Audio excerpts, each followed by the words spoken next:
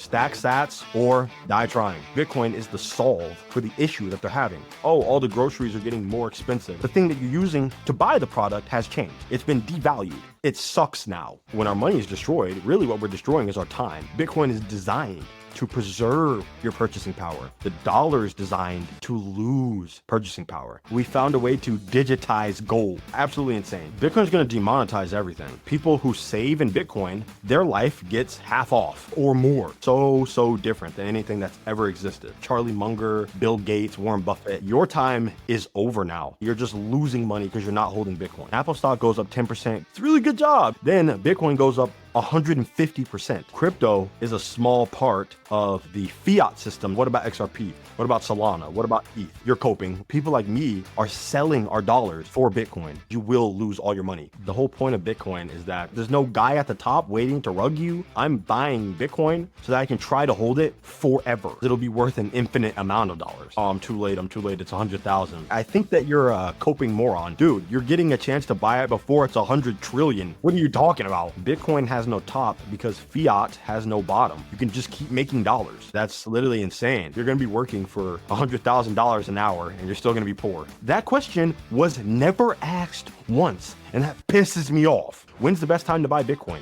Yesterday. So the second best time is today. What is your favorite thing about Bitcoin? My favorite thing, I would say, is probably... All right, Jordan, GenZBTC. How's it going, man? Thanks for being here. What's up? How you guys doing?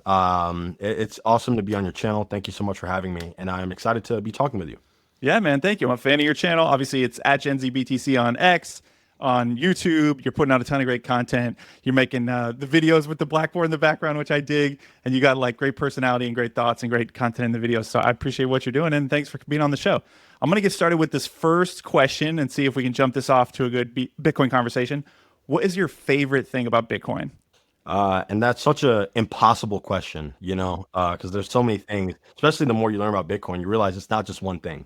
But my favorite thing I would say is probably the cooperation aspect of Bitcoin. And that ties into so much different stuff. But the major thing is the idea of mining and the way that miners are incentivized to cooperate, right? So when we have mining operations set up in the United States, in Canada, in Russia, China, Australia, all over the world, in Europe, what doesn't matter where, all miners are incentivized to follow the rules of Bitcoin. All right. One of the greatest inventions or the greatest achievement that was Satoshi was able to figure out was how to get everyone to agree on something without having a central authority in charge to tell people, to walk around with the big stick to tell people, hey, you need to follow these rules and do this and do that, So that is one of the greatest feats ever accomplished, because people can't agree on anything. You know what I mean? It's so hard to get people to agree on anything.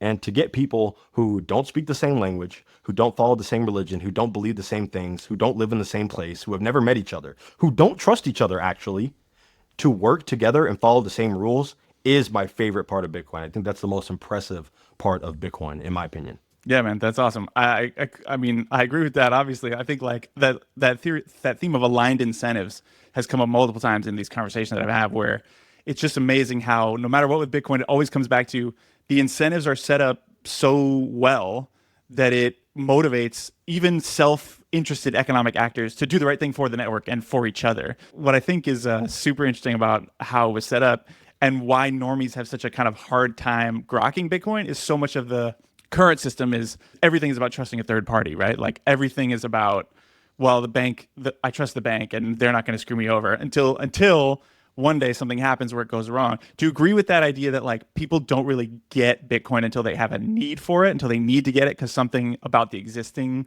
system or the existing way they do their money kind of goes wrong? Yeah, no, for sure. I think in the existing system, we're always looking for an authority figure to point to. Oh, I don't want to take charge of my own economic security. Like, I don't want to make decisions for myself, actually. A lot of the times what people want when they say, oh, we need to preserve our democracy, what they mean is preserve our bureaucracy. And then on top of that, I need to wait for the politician to tell me what's okay. I need to wait for the expert to tell me what's okay, And there's obviously a place for experts. I'm a Bitcoin expert. You know what I mean? So there is certain things that we might want to trust or whatever, but The whole ethos of Bitcoin is that we don't necessarily trust anyone. We want to verify it for ourselves as best as we can. And having the ledger being transparent lets us do that. Having the code be open source lets us do that. Um, so, there's no need to wait for anyone to give you the right to do something. We can just do things. You can just take control of your financial life. And I think people aren't really used to anything like that, especially when all the experts who are kind of in the old system are saying, oh, it's digital, it's fake, it's not going to make it, it's not going to work. These are the same people who said that, the internet was a scam, it's only used by criminals, it's for drug selling, it's completely useless, it's a fad. They said the same thing about the iPhone. Oh, it doesn't even have a keyboard. How are you going to send emails? It's absolutely garbage. It's too expensive. It's not good. So that's conventional wisdom. It might be a good idea in the 21st century when someone's developing a digital monopoly, which is Bitcoin, to maybe not cling to the conventional wisdom. You might want someone with a forward thinking mindset, maybe someone a little bit younger, Charlie Munger, Bill Gates, Warren Buffett. Yeah, they don't really get it, and they were good at their thing, but your time is over now, and the time of the future generation, the people who will take over, that time is now starting.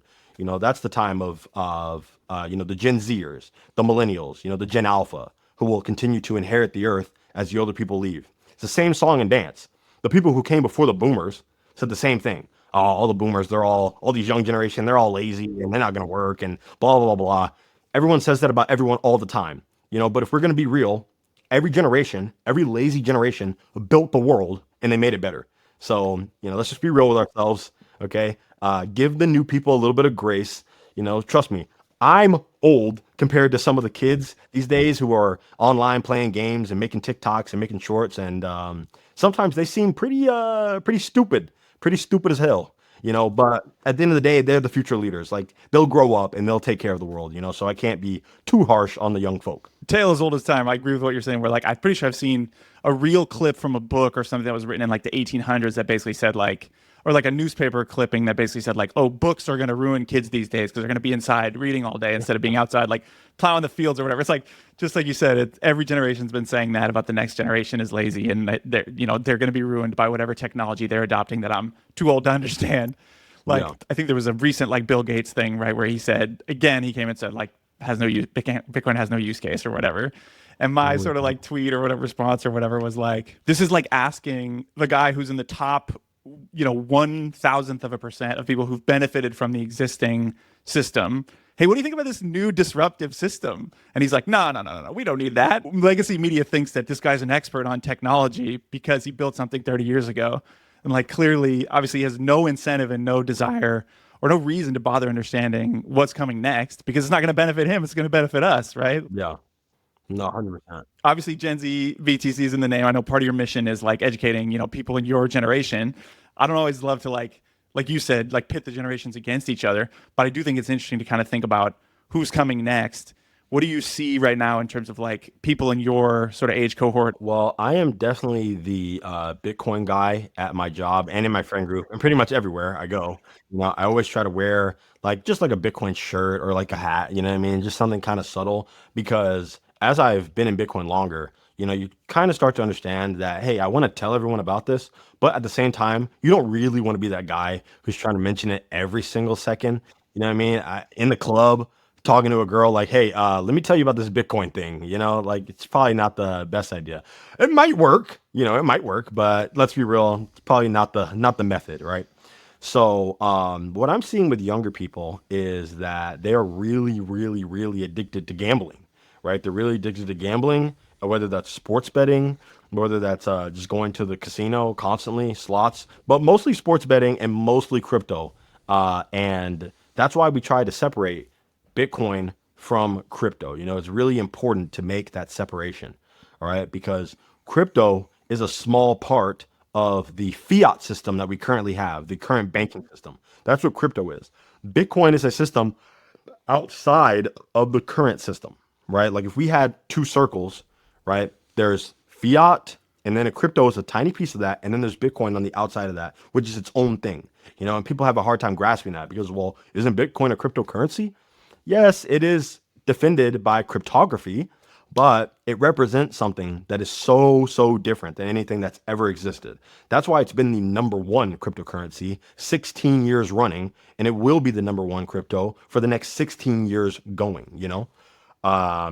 Young people are really addicted to sports betting and to trying to find crypto meme coin moonshots, right? And the reason why that is because, you know, there's a certain level of nihilism that comes with gambling, you know, especially when you are constantly gambling, constantly losing, and yet you still try to go because you don't actually see a future where you'd be able to make enough money to take care of what you have to take care of, to accomplish what you want to accomplish.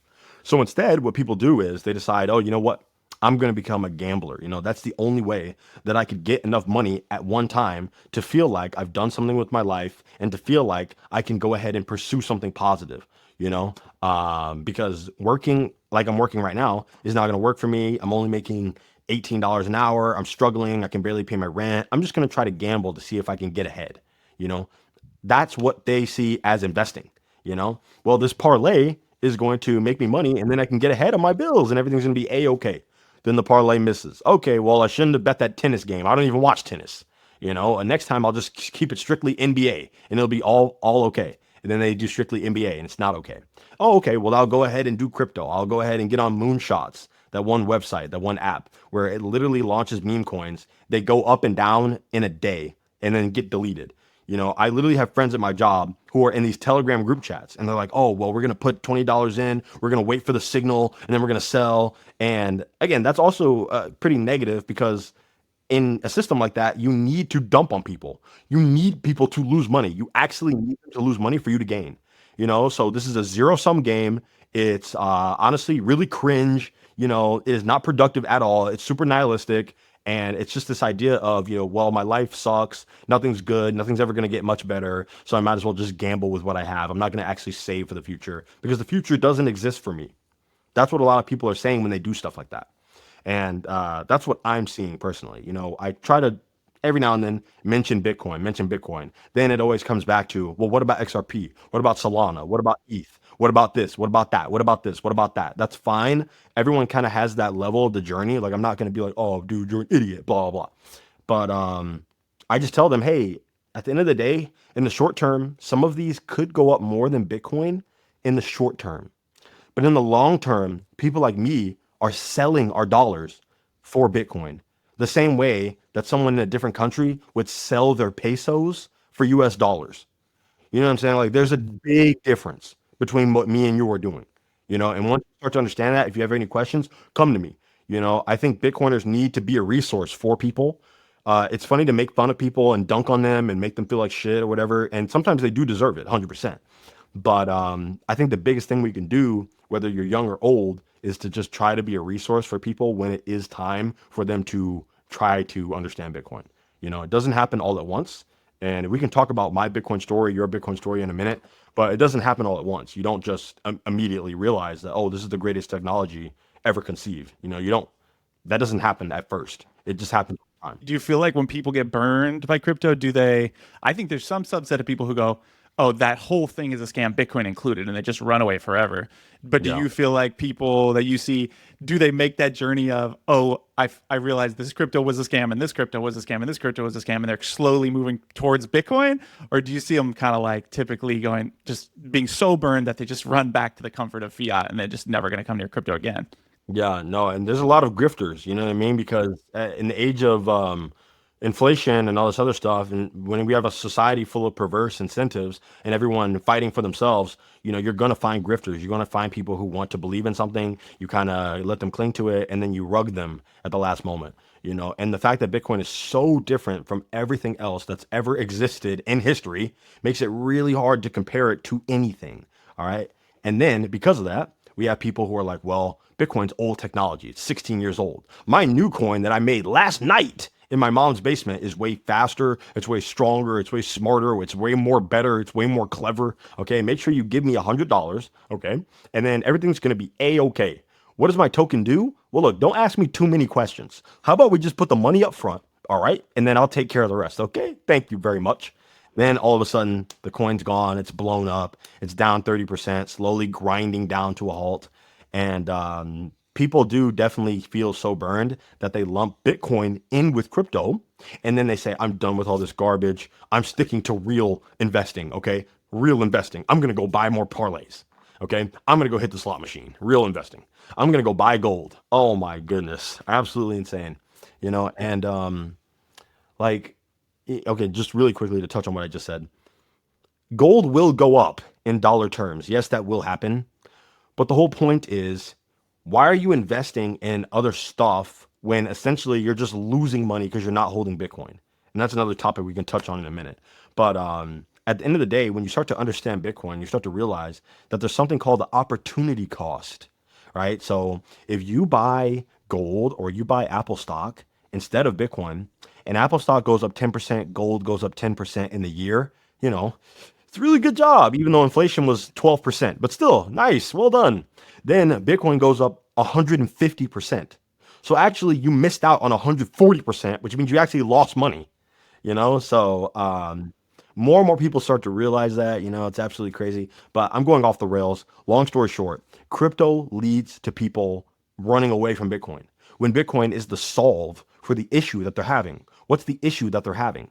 Their dollar is losing value over time. Their purchasing power is going down over time. So what happens is you might think, oh, all the groceries are getting more expensive. Everything's getting more expensive, which in a way that's true, but reframe that lens. What's actually happening is your dollar is worth less and the groceries are not changing. Okay. When you go to the store and you buy eggs, they're just eggs. There's nothing special. There are chickens inside of them. Okay. Like they're yolks. Like they're not special eggs. They're just eggs. Like it's just bread. You know what I mean? It's just yeast that's gone through a certain process and you turned it into bread. You know what I mean? Like there's nothing special about these products. They're being made the same way that they were 100 years ago, 200 years ago, 1,000 years ago. So nothing's changed about the product. The thing that you're using to buy the product has changed. It's been devalued. It sucks now. All right. So to get people to understand that as simply as possible is how we can get people onto the Bitcoin train. You know what I mean? To understand better. Bitcoin is designed to preserve your purchasing power. The dollar is designed to lose purchasing power, typically at 2% a year. That's the target. And then the Fed pretends like, oh, that's so good. You're only getting poorer 2% at a time. No, I think that's pretty bad. How about we get richer 2% at a time? Wouldn't that be good? How would that affect society? So we have to reframe the way that we look at things. You know what I mean? Because it's been beat into us and there's no one to teach you. You didn't learn about money in school. Maybe you did. I don't know. I didn't. You know what I mean? I'm a victim of the American education system. And guess what? We never talked about money. We never talked about investing or taxes or the Federal Reserve or government spending or none of that stuff. All right. We're up here to talk about the Pythagorean theorem and how the mitochondria is the powerhouse of the cell. And I'm not saying those things are completely irrelevant or unimportant, but you might want to talk about money as well because everyone has to use money.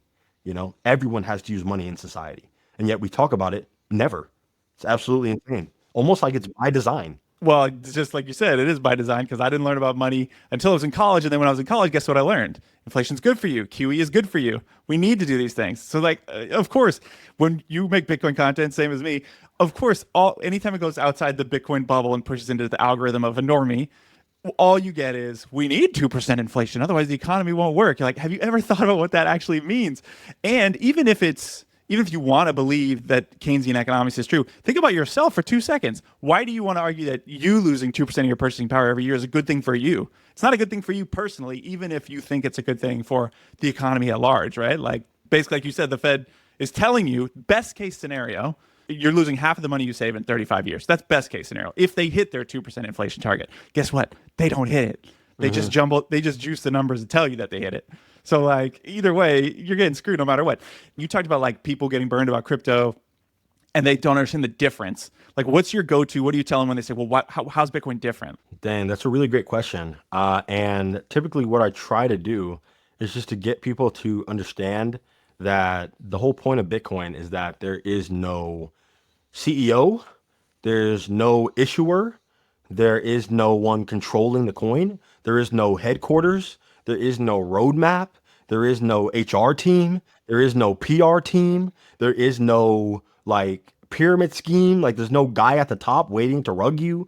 This is a monetary system rather than some sort of technological app. You know what I mean? Like, this is not Apple. This is not Facebook. This is not Google. Instead, what this is the internet, right? So Apple is built on top of the internet. Google's built on top of the internet. Facebook is built on top of the internet. So there's Bitcoin, the network, and then there's Bitcoin, the asset, right? So the only real difference, or the main difference between Bitcoin and all these other coins, is that there's a network that's involved with Bitcoin, right? And it's a truly scarce network. Most coins are not truly scarce, all right, because of the fact that they're not truly decentralized. So a good example of this is XRP. XRP has a fixed supply of, I believe it's 100 billion. But the problem with this is XRP is not decentralized, right? Now, when people say, no, it is decentralized, it is. Again, one, you're coping. Let's just call it like it is. And two, do you run an XRP node? And then they'll say, oh, no, of course. Well, do you know what the size of the required node is to run XRP? And it would be like 22 terabytes to run a full node of XRP, and that's real. A lot of these guys are not running XRP nodes because they don't actually believe in the protocol. What they're doing is they're buying XRP, hoping it goes from $3 to $7 so they can sell it, and then they can do whatever with the money, whatever they're going to do. The difference between, again, a Bitcoiner and someone who's buying money in crypto is that I'm buying Bitcoin so that I can try to hold it forever, like for as long as possible. You know what I mean? Like, there's some people who are going to hold their Bitcoin until it's not worth any dollars, because it'll be worth an infinite amount of dollars. You know what I'm saying? Like, and at that point, Bitcoin will be the unit of account. So then instead of paying $5 at the grocery store, they'll pay 5 Satoshis, right? And right now you can buy 1,000 Satoshis for $1. So if you think about it, they're really having this grand vision for the future, which I do think will happen. That will be achieved. It's just many years off, maybe 20 years, 25 years off. But there are people like that who are not going to sell a single sat until that time comes, because they're selling dollars for Bitcoin. They're not buying Bitcoin. They're selling dollars. Well, you mentioned the pesos dollars example, right? Like, I think Saylor said that once upon a time, like one of his famous things where the woman, the interviewer on, like, cable news or whatever said, well, aren't you going to try to sell when it gets to the top? Or aren't you going to try to sell and lock in profits? And he's Yeah. like, do people in Venezuela buy dollars and then wait and then sell them, go back into the bolivar to lock in their profits? It's like, no. You don't understand. This is not an investment, a trade you're trying to make to lock in profits. This is moving from weaker currency to stronger currency. If you study history for 5 minutes, you'll understand weaker currencies, weaker monies get demonetized. All the value, the monetary premium gets sucked out of one and into another. Yeah. If you're holding the weaker one, you're going to zero. If you're holding the stronger one, it sucks up all the monetary premium forever. And I see so much of, like, people with Reddit or whatever who are saying, like, oh, they can only see it through that lens of, they think it's a Ponzi scheme, and they can only see it through the lens of, it's a greater fool theory. You're just waiting for the next guy to pay you more dollars for it. And they don't understand the monetary history of, no. When gold devalued seashells, there was no going back. The people holding the harder money are going to suck all the monetary premium and value out of the weaker money forever. Greater fool theory. Dude, that is the biggest cope thing I've ever heard in my life, because it's literally just investing. You know what I mean? Like, oh, well, you bought Apple for $1 and now you sold it for $100. It's just a scam. You just sold it to a greater fool. No, I think that the Apple company got more valuable over time. You know what I mean? I think that you're a coping moron and you're crying because you got in too late. Well, they'll always pivot. They'll always say it's a greater fool theory. You're just trying to buy it and sell it to somebody for more later. And you say, well, isn't that what people do with stocks? Like, isn't that what you're doing with Apple? And then they'll pivot and move the goalpost and say, oh, well, a stock is a company that has earnings, so that's what gives it value. And I'm like, you don't understand. You just made 2 different arguments. Okay, one argument is you think it's just the greater fool theory has no value. The other one is you only think something has value based on its future cash flows or its earnings. These are 2 different arguments. Like, Bitcoin has value, but not for the reasons a company has value. Like, obviously what you said earlier. It's not a tech company. It's an entire revolution. It's a protocol that with a monetary network with a native token to it, that if anyone wants to access the value of that monetary network and send money anywhere in the world with no third party, with no permission, in less than 10 minutes for almost nothing, if you want to access that network, you need to own the token, which is Bitcoin. So that token will forever go up in fiat exchange rate value because more and more people are demanding it, because more and more people want access to that network. And again, no cash flows, has no value. Okay, what about gold? Why does gold have any value? Where are Right. the cash flows? Oh, it's almost like there are certain properties of money that Exactly. make it valuable. You know what I mean? So like this is all stuff that takes time to understand. And again, if you're a hater, then yeah, you will cope. But over time, if you're a rational actor, you can be a hater and a rational actor. It's just that your pipeline, the hater to rational actor pipeline, goes from right here and you get closer, It's closer, the closer to spectrum. being rational.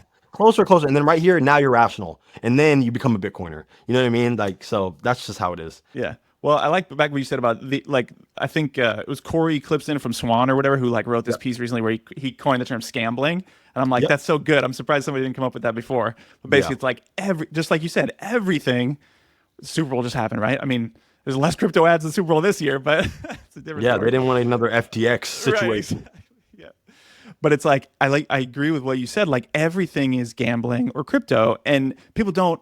I get so frustrated. Even when I watch like big monetary channels, and some of these people are really good at pointing at the problem and saying, "Look how much a house cost 50 years ago, and look how much a house costs now. Look how much things have gone up. Look how much rent's gone up in healthcare." And some people will like really point out the problem. And these channels that are bigger, they never quite come all the way back to the existence of the money printer is the cause of that problem. And the scambling is just like so out of hand because it feels so bad for people who can't see that what's really happening is they're just getting their purchasing power of their dollar devalued, and they can't see that the financial revolution, the answer is right there in front of them when you're Yeah. making content about it. And you're like, oh, these people like, I'm trying to kind of save you. I'm not trying to say like I'm friggin' Jesus, but like, I'm trying to help you. And you just like refuse to listen. Oh, do you ever feel that way when you're making content? No, for sure. And it's kind of reflected in the views. Even Matthew Crowder, he is the biggest Yeah. YouTube Bitcoin channel to my knowledge. And yeah, there are other channels that are bigger that talk about crypto. He's the biggest Bitcoin only YouTube channel to my knowledge, right? And his views are quite frankly, based on his subscriber count, they suck. Like he has 270,000 subs, but most of his videos do 13,000, 15,000, 13,000. And that's crazy, so that's kind of a problem in and of itself. And then I think that if you talk to people again in real life, one, they're focused on everything other than the problem. And then two, even when you were to ask them, well, what is the problem? They don't know. And I think that's the biggest problem right there. That's the biggest disconnect. What is the problem? Someone dropped a really great video recently called What's the Problem with some sort of animated character and a red button. I have not watched it yet, but I need to. I know it's so Yeah, good. I it's haven't good. I watched watched it. it. Yeah. But like I understand that the real issue is that people don't understand why prices change or where money comes from because again, we're never taught that in the first place. So when you see people talking about, oh, well, the price of this is so high when it used to be lower in the past, they don't really know exactly why that is. And a lot of people don't know the difference between the price of something or the value of something and then the purchasing power. That's another big thing. So getting people to understand the problem first is completely necessary. Otherwise, Bitcoin just sounds like gibberish.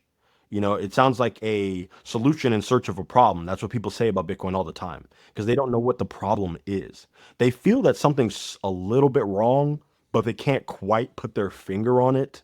And it's up to us to not only understand what Bitcoin is, but to understand the nuance of macro and some microeconomics, of personal finance, how it affects people individually, and where Bitcoin can fit in to assist them to solve their problem, and what type of Bitcoin is the best fit for what type of person, because that's a whole nother discussion. Should you get the ETF?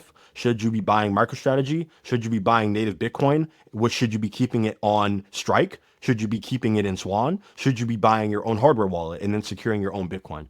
And that answer is actually different for everyone. Some people want to say, oh, well, you need to hold your own keys. You have to. And for most people, I mean, not even for most, but for a lot of people, yes, I agree with that. Yes, I have my own keys. But there's older people who need to secure their financial future. They might be 65, 70. They might have another 30 years in front of them, especially as medicine and stuff gets better. So I don't know if I would suggest that they hold their private keys inside of a cold card. I don't think that's the greatest idea. Maybe it might work. I don't know. I think a better solution would be joint custody somehow with like River Financial or have it in their ETF with a bank that they trust, whatever it might be. There's going to be more solutions for people that continue to arise because we're going to make more Bitcoin products, and that's just part of the future. Yeah, I like that perspective because I think it's based on a lot of the scarring in the past of what people have gone through with like going all the way back to Mt. Gox and then all the way through to whatever you want to call it, Celsius, FTX, all these things. That's why you get a lot of the like not your keys, not your coins rhetoric, right? Like if you go to Reddit or wherever you go, it's just like that's hammered into you, and that you're not a real Bitcoiner if you're not holding your keys. Like you need it on a hardware wallet, da da da da.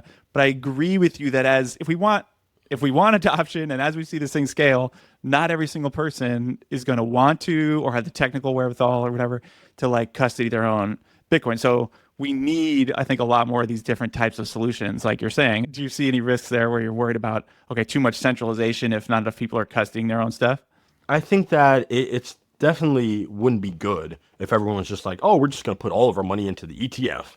Probably not the brightest idea, but I think that there's going to be enough people who have seen the past mistakes of other Bitcoiners. I lost money in Voyager. Okay, like Voyager went down. I still haven't got all my money back, so I'm still pissed off about that. Yeah. So they still owe me 33%. 34% if we want to talk semantics. All right, so that's gonna happen to you if you trust other people. Again, the whole point of Bitcoin is obviously to push cooperation as best as possible. And the truth is, Bitcoin was not disrupted by FTX collapsing or Voyager collapsing or Terra Luna depegging or whatever it is. It was the systems like FTX that got smoked. Voyager got smoked. Luna got smoked. The scammers got smoked.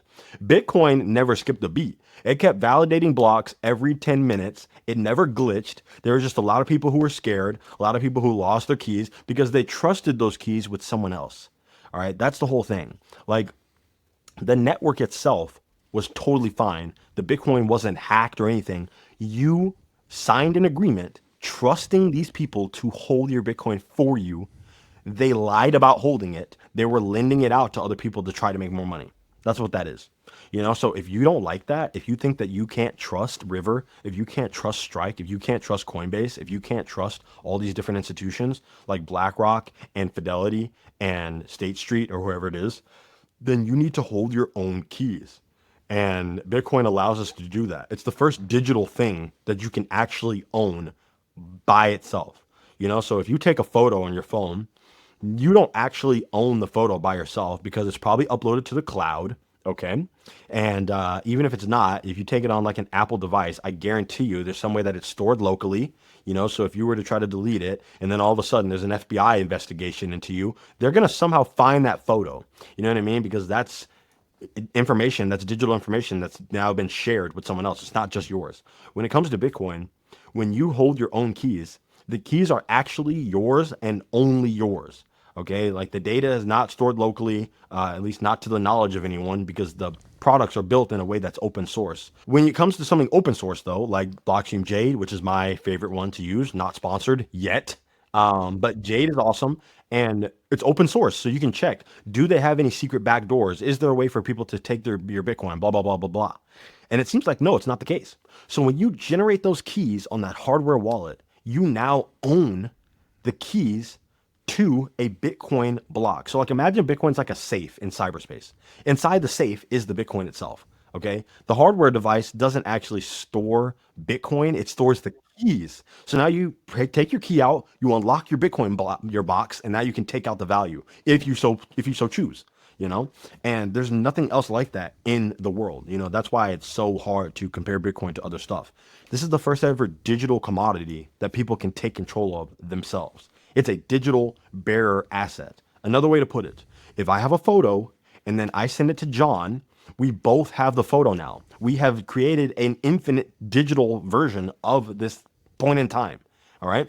If I send a Bitcoin to John, he has it now. I don't. The same way that if I have a gold bar in my hand and I pass it to him, he has the gold bar now. I don't. We found a way to digitize gold, so it's absolutely insane, insane invention. I love that. I mean, I couldn't agree more. Like, and I see people who just like don't understand it. I made a video about a short, a TikTok or whatever about that recently, where somebody was like, "Nothing digital is scarce," and I was like, Exactly. Until Bitcoin. That's the whole point, bro. Like that's the whole one of the innovations is like true digital scarcity. But some you could say, other things in digital world are scarce, but only artificially if enforced by a third party, right? True digital scarcity that we can all verify and prove and don't need a third party is one of the fundamental innovations.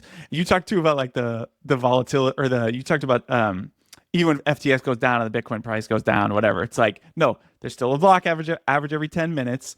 The network has like 99.999% uptime or whatever in its lifetime. So when people say like, oh, it's too volatile, it's not stable enough, I'm like, no, no, no, no, no, no, no. The dollar is just going down forever. Bitcoin is the network is as stable as it gets. What you're talking about is fiat. I'm trying to like it's like trying to make fetch happen, but I'm like basically trying to almost stop saying price and start saying fiat denominated exchange rate because Yeah. that's all it is. You're just talking about an exchange rate between Bitcoin and dollars, and you're talking about $900 trillion of assets in a dollar world that are sloshing in and out of a $2 trillion market cap of Bitcoin. That's what's making the fiat denominated exchange rate go up and down. That's just people in the free market doing its thing. That's not anything to do with the Bitcoin network not being stable. Yeah. No, that's it's a function of the dollar being unstable and of people being unstable. People are highly unstable, they're highly irrational, they're highly emotional, and sometimes something happens and they're like, oh, I need to panic, I need to have a mental breakdown right now and sell everything. But Bitcoin doesn't change. The same way if we have a financial crisis, all of a sudden gold will drop like 50, 60%. But what changed about gold? Nothing. It's still a certain amount of, atoms arranged in a certain way. It's a shiny yellow rock. It's still gold. Nothing changed about it. Everything else changed about it. Okay. All the people changed. All the money changed. It's like, oh man, there's something going on. There's a war. Oh, we need the price of gold to drop 50% or to increase 20%. The price of gold keeps going up. Why? Is gold changing? No, it's still the same thing. It hasn't changed since forever, actually. Since the start of the universe, it's still the same gold, but it's just that the dollar is changing over time. That's why the price is changing. So again, it's about reframing the way you see things. Like, no, gold's not changing, Bitcoin's not changing. It's the dollar that's changing, and it's people who are changing. Their view of the asset is changing. The one you said too is like when people say Bitcoin's volatile, and I'm like, no, the thing you're measuring it. The other one I try to come up with the right analogy, but it's like the thing you're measuring it with is also changing. So of course you don't have an accurate measurement. My thing was like it's like saying a mile. If you take a mile, but the length of a ruler keeps changing every day, and people keep saying, "Well, miles are so volatile." Like, no, no, no, no, no. You're measuring it in a ruler that's changing every single day. So of course it seems like a mile is going up and down. Like you just with this fish in this fishbowl. You talked about gold. I think people are like the fish in the fishbowl when it comes to gold. They're just like they were born and gold was money. Therefore, gold must be money forever.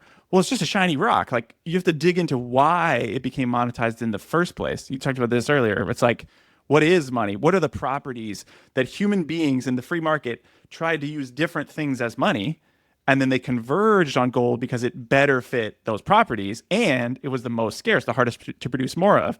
So anybody who was holding something else, oopsie, like they got demonetized, and the thing they were holding went to zero against gold.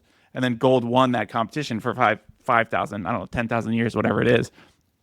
And I'm Yeah. like, now we have Bitcoin, which all it has to do is go into a free market competition against gold and against the dollar. And you have 16 years of this competition where it's just slowly demonetizing these other things because it's just sucking the value out of them because the free market is going, oh, that's better money. So we're just going to more and more people using it and more the value going over there into Bitcoin. Yeah. And like Bitcoin's going to demonetize everything. That doesn't mean everything's going to get free. It's just going to be really, really, really cheap in Bitcoin terms. And we've already seen that. Every 4 years, everything goes down 90% in Bitcoin terms. Every 4 years, everything goes down 90% in Bitcoin terms. So another way to say that is every 4 years, people who save in Bitcoin, their life gets half off. You know what I mean? Half off or more. So when you have people who've been in the game since 2015, 2014, those are guys who are really deep into the system, and hopefully they haven't lost all their coins, they haven't sold them all because they understand what's going on. You know, people like me, I started back in 2019, you know, and the evolution wasn't just, oh, Bitcoin is the greatest thing ever. I need to save all my money in this. Like, no, it started out, at least for me, it was, oh, okay, Bitcoin is like a digital money. That's pretty cool. It keeps going up. I'm going to put my stimulus check into Bitcoin. That was a good idea. And then it's like, this is amazing. I need to be investing in more stuff. Okay. Then I buy GameStop. That was a good idea. Then I buy AMC. That was a great idea. You know, and I keep winning, keep winning, keep winning. But then I'm like, oh wait, I need to hold on because people on Reddit are telling me, oh, these things are going to go up forever because reasons, you know? So it's like, okay, fine, perfect. This is great. I can make infinite money glitch. Then, of course, GameStop comes crashing down. I get smoked. AMC comes crashing down. I get smoked. Bitcoin keeps going up. Okay, this is great. I'm going to keep buying on Voyager. Voyager gets smoked. Now I'm pissed off. Oh my God, I've been scammed. And I feel even worse because I was telling people, hey, download Voyager, get on Voyager, buy Bitcoin, blah, blah, blah. I didn't even know what self-custody was. I didn't even think that was a thing. I had no idea. So then, a few years later, it is the end of 2022, or the end of 2023. It's the end of 2023. That's what it is. And I am just now getting back into Bitcoin because I'm hearing about the ETF maybe coming back. I'm looking at the price. It just bounced off 16,000. And I'm thinking, oh, you know, maybe if it goes back up to 64,000, I can like 4 times my money or something like that. This is a great idea. But then I stumble across a YouTube video called How Bitcoin Mining Works by Yoni Appleberg, you know, and it is one of the greatest videos of all time. It completely orange pilled me. And I was like, dude, this is the greatest thing anyone's ever invented, ever in history, you know, and that started the rabbit hole. So that was super awesome, absolutely amazing. And I'd love to hear your orange pill story as well. But since then, I've done nothing but continue watching podcasts, reading books, learning about finance, learning about investing. It completely did a 180 in the way that I saw the entire world, honestly, you know, and sometimes I think back and I'm like, what was I doing before Bitcoin? You Dude, know? no, yeah, BC before Bitcoin and after Bitcoin. That's real, dude, in people's lives. That's real for sure. Like, yeah, well, no, thanks for telling your story. Like, I looked at my Coinbase app and I scrolled all the way to all the transactions back to the very, very beginning. I think it was like 2014 or 2015. I was like, I wanted to know the first price I bought Bitcoin at. It was like Yeah. 400 something. And I Oh, was like, if only I knew what I know now. yeah. Because of course I didn't hold it. Of course. Like, of course I didn't. I didn't know Yeah. what, no idea what I was doing. You know? So that was my first like opening Coinbase, looking at an order book, like starting to understand a little bit of stuff. But I was on Reddit, like, what's the next coin? What's the next coin? What's the next coin? You know, oh, is it Litecoin? Da da da. I was in that, of course, because you just don't understand the difference in your first foray into it, right? And then, of course, like I sold it, and I can't remember. There was a bear market, and I just kind of like forgot about crypto for a while. And then eventually, probably 2019 or 2020, maybe somewhere around the same time as you, I think it was a sailor. Like I'm not even a Tucker Carlson guy, but I saw the Sailor did an interview with Tucker Carlson. One of the greatest interviews of all time, by the way. Yeah, And that again, was like same my thing. first Same orange thing. pill of Not me. yeah, not a Tucker Carlson guy. You know what I mean? But like Yeah, that is the one of the greatest interviews about Bitcoin of all time, and yeah. it's just so underrated. It blew my mind. I still remember. I think that was the first one that sort of like really orange pilled me. I know the way Sailor talks like isn't for everybody because he's using all these like energy analogies and stuff, and some people are like just it goes over their head or whatever. But he just like blew me away, and I was like, what the hell? And then that was when I got back into it, and then it's basically just consuming Bitcoin content, like you said, nonstop ever since. And I had like a thing with Celsius where like thank God I wasn't like putting everything I had in there, but I was like, oh, like trying to earn a little bit of extra fucking yield or whatever. I was like, this is so stupid. And I kind of knew it was risky and still, never again is the lesson, obviously, right? But Yeah. basically, I just like try to spend as much time as I can consuming and learning about Bitcoin because like I'm interested in the answers to all these questions. So like I want to know basically every time I see FUD, all the things you touched on, like, no cash flow, not stable enough, like greater fool theory. I go dive deep in as much as I can into like those things to really fully understand the answer. So if someone asks me that, I know how to explain to them in simple terms why that's not true. That's my hope. I think it Yeah. like takes so much study because the concepts are so deep and like the rabbit hole is so deep. That's the reason I wanted to start this show is because I was like, this rabbit hole never ends. Like I love it's so fun when you keep learning more about Bitcoin. You think you've learned everything you can, and then somebody comes out with some other idea that you never thought of before, and you're like, "Wait a second, dude, it never ends!" Like, so I was like, "All right, I Yeah. must start a show where I ask people what their favorite thing about Bitcoin is, and I hope I get a whole bunch of crazy different answers, and then see what happens." Yeah, and we've kind of strayed a little bit off topic, but again, great conversation. And another thing is like people are going to be buying Bitcoin who aren't even born yet. You know what I mean? And that's literally insane. Because like everyone's saying, "Oh, I'm too late. I'm too late. It's 100,000." Dude, you're getting a chance to buy it before it's 100 trillion.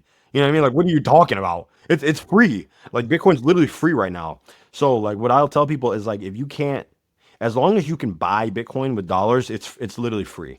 The day that you can no longer purchase it with other currency, and the only way to earn it would be to build something or to make something or to work for it. At that point, yes, now you are officially late, unfortunately. But I think that's pretty far off. That might be outside of our lifetime. I'm not sure. Yeah. Maybe not. Maybe 30 years. I have no idea. It's so hard to tell. It's so hard to Yeah, tell. well, that's like the only thing I'm uncertain of is the timeline, right? So it's like how we all are like I think certain of what's basically where this thing is headed and the directionality of it, and the timeline is the piece that's uncertain. Like, is it a million in 5 years, 10 years, 20 years? Like, probably and hopefully sooner, but the timeline is the only thing that's uncertain. You touched upon like the people saying they're too late. Like, again, it goes back to just not understanding the problem. The pesos analogy, right? Is like, when are you too late exiting pesos for dollars? Like, Yeah. that's why we say there's no such thing. Like, there is no top. Another way to put it as well is like, when are you too late to adopt better technology? Yeah. You know what I mean? Like, the answer is actually never. Okay. Like, you don't want to take, your whole life. Yeah. That would just make you an idiot. But if you want to adopt fire, you can do that. Especially if the other people have fire, you can go ahead and do that too.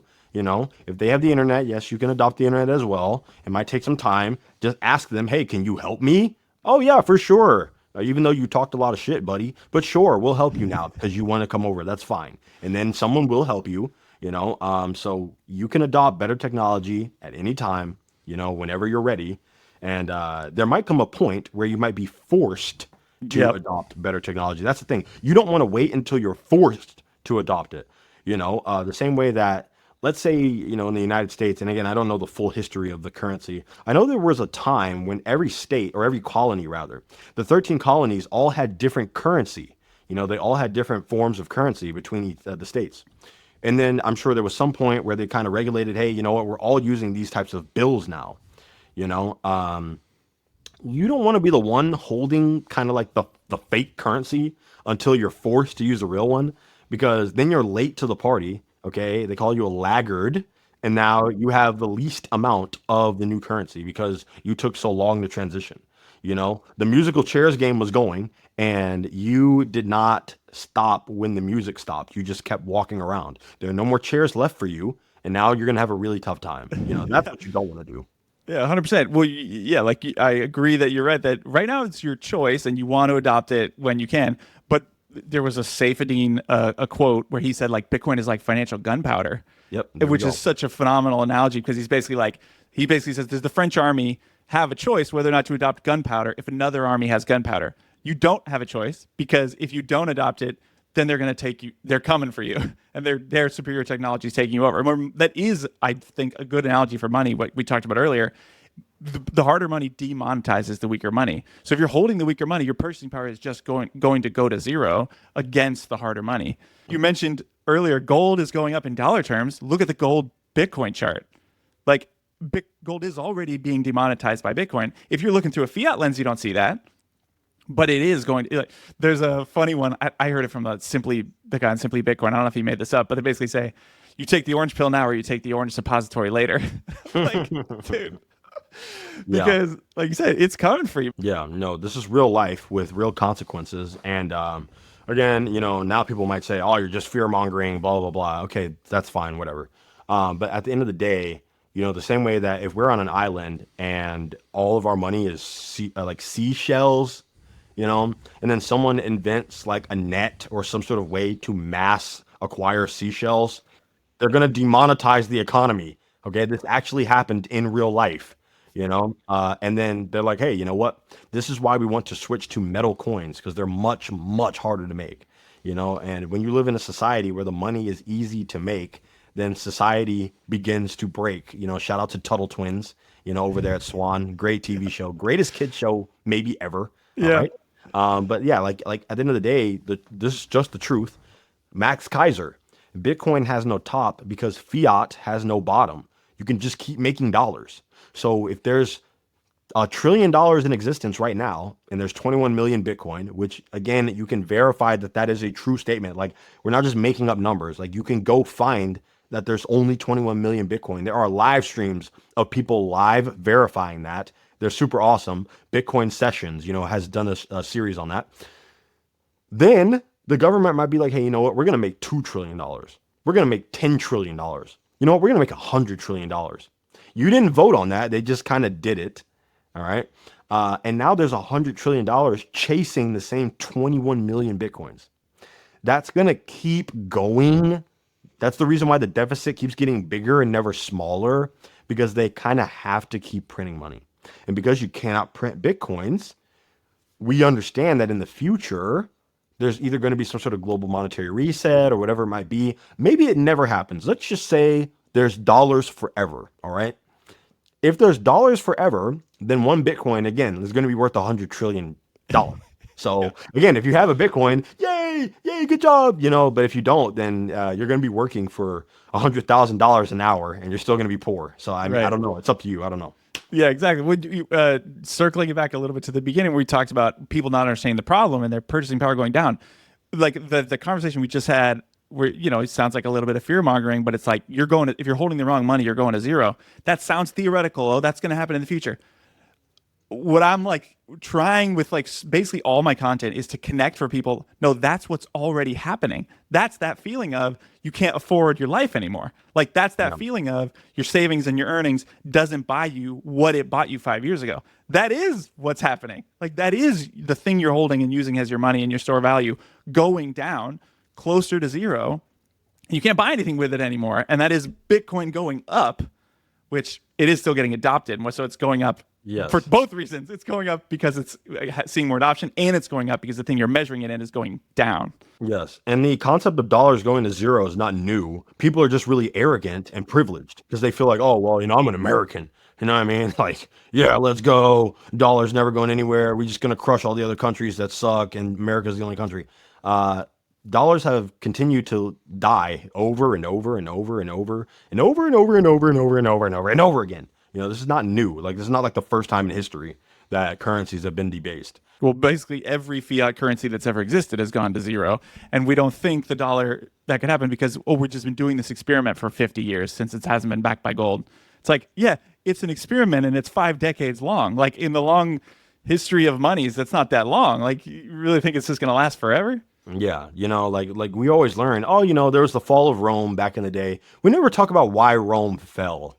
We never really talk about the thing that happened there.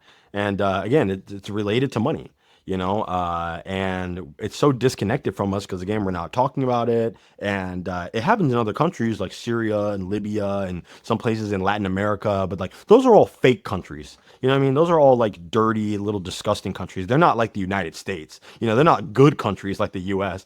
Good countries like the US would never have their currency go to zero. And I think that's going to be the wake up call and like the most painful thing for like a lot of people as they start to see the next big print, which speaking of which, the big print.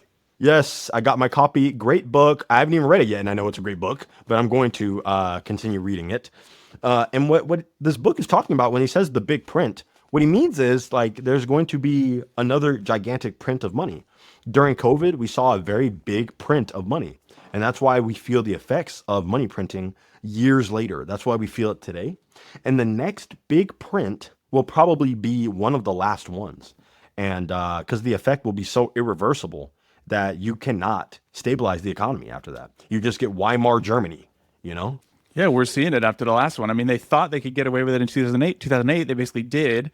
And then they thought their lesson from 2008 for COVID, their lesson was, no, we need to print more money and we need to do it faster.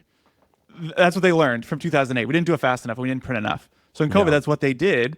And the effect, like you're saying, the effects of it feel pretty irreversible. I mean, obviously, society's not crumbling right this second, but the inflation effects feel pretty dramatic and pretty irreversible, and the wealth inequality has gone nuts, and it's not going back. Like, you just want to start asking the questions. Okay, well, where does the debt come from? Who do we owe the debt to? Is there a way to pay the debt back? Like, you start asking that, because no one's asking that question. The presidential debate, that question was never asked once, and that pisses me off. So it's just, it's just ridiculous, dude. It's all performative, it's all theater, and then that makes you start questioning some politicians. What are their incentives? Who's paying them? You know what I mean? Then you start looking a little bit deeper, and the whole point is just to start questioning stuff. Don't just be so consumed by, oh, well, they're on TV, the media, they're on TV, so they can't be lying. Well, how about the people who want to say Bitcoin's a Ponzi scheme, and they're using dollars, which is literally by definition, it's literally a system that needs new money printed into it so that it doesn't collapse because the debt is so large that it cannot be paid back. Yeah, I agree with you. Let's keep asking those questions. Well, this is awesome. I really appreciate the time. We're coming up on time. You showed the big print. I bought that book too. I haven't read it yet. People are saying it's great. Give the people one. So you're making great stuff at GenZ Bitcoin, GenZBTC, YouTube, X. Do you have one other recommendation of content that you like or where you like to get your Bitcoin content? Every single video that I post, in my description, I copy paste the same thing. And it is a list of resources that I recommend people to use outside my channel. Because the whole point of my channel is not so that I can get views and then get money and then get sponsorships or whatever. Because otherwise I would have picked a better niche. All right. The point of me making Bitcoin content, crypto. Yeah, you know what I mean? Yeah, I would be making XRP content and like selling t-shirts to all these morons. I'd be rich. The whole point is to inform people about something that is bigger than myself, that's bigger than everything almost. You know what I mean? And that's the whole point of like our money being destroyed, because when our money is destroyed, really what we're destroying is our time. Because when people say time is money, they're not joking. There's a reason why you work hours of your day and you get paid dollars. You know what I'm saying? So you're sacrificing hours for money. Time is literally money. That's the topic of this next video. You probably can't read it. I don't know if it's reversed, but 10 minutes equals a block equals Bitcoin. And that means you could kind of change the equation. 10 minutes equals Bitcoin, which then means time equals Bitcoin. I'm going to break it all down on my channel. Make sure you check it out. All right. That's a nice plug. I know you like that. Nice plug. Yeah, that's dope. But yeah, if I had to recommend anyone, just watch Bitcoin University. Bitcoin University, it's the most like simple, clear cut. He's the biggest channel for a reason. He's been doing this for a long time, a lot of informative videos. And when I tell you there's not a single question that guy hasn't answered yet, because when I was getting into Bitcoin, like for real, after the collapse, at the end of 2023, my whole thing was, how is this going to fail? How is this going to go to zero? That's all I researched for months. And I came back with basically no answers. And that's when I decided, okay, this is the thing. And super awesome. So I say Bitcoin University, go check it out. I'm with you, dude. He crushes it. I'm with you. I have the same thing where like I said to you, like when people throw those throw FUD or throw criticisms at Bitcoin, I'll look for resources to find like, the answers or, like to figure out, are they right? Are they wrong? So much of it comes back to him. He's got a video on everything and he's addressed every topic and every issue and he's super thorough. And the info is it's like 15 minutes and you learn like so much. So that's a great recommendation. I agree with that. All right, man. Well, we're going to tune into your next video. We're going to check it out, learn my time is Bitcoin. I appreciate you coming on the show, man. It's been super fun. Thanks for coming on. Thank you so much for having me. One final plug. All right. Yeah. I just got my Ross Ulbricht Silk Road Anonymous hoodie from Strike. Right. So shout out to Ross Ulbricht. He got freed. That is absolutely incredible. That just shows the power that Bitcoiners and individuals have, to influence governments, to make certain decisions, to free people who really did nothing wrong, in my opinion. So shout out to Ross, man. This is a super awesome piece. It was a limited print run. Super excited to rock this. The proceeds went over to helping out Ross and all that, getting him back acquainted to the life that he lost, and shout out to Strike. Best place to buy Bitcoin, in my opinion. Again, I'm not sponsored yet, maybe one day. And that's just the app that I use. Super awesome. No fees when it comes to recurring buys. So just keep stacking, keep dollar cost averaging. When's the best time to buy Bitcoin? Yesterday. So the second best time is today. So just get started, guys, and learn about Bitcoin. Learn about Bitcoin before you buy it. Otherwise, you will lose all your money because of you. You will make bad decisions. So just study Bitcoin, study Bitcoin, study Bitcoin, stay humble. Dude, I love that. You and I are the same. We're super aligned on the messaging, and like I changed the TikTok handle thing that says on my thing it says study Bitcoin because I'm the same with you. Like, learn about this thing. Like, study this thing. If you want to buy it first and have a little skin in the game to help you learn, and that keeps you motivated, like go for it. But learn about this thing so that you understand what's really going on. That's awesome, man. Your content is dope. This conversation was super fun. Thanks for coming on, man. I appreciate it. Thank you. Stack sats or die trying. There you go. I need a good tagline like that.